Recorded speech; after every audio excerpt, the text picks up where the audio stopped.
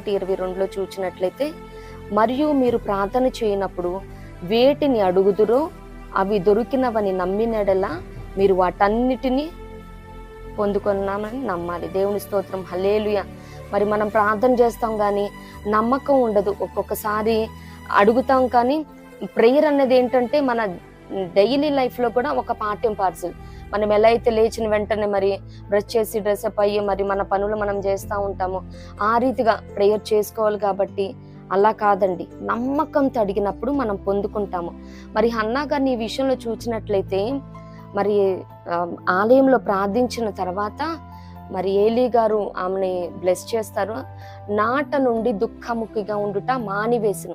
ఎంత నమ్మకంతో ప్రార్థించారంటే ఇంకా ఆ రోజు నుంచి ఆడవలేదు. బిడ్డలు లేరే అన్నది తనకి, ఆ బాధ అన్నది లేదు. దుఃఖాన్ని వీడారు. ఎందుకంటే దేవుడు ఇస్తాడు.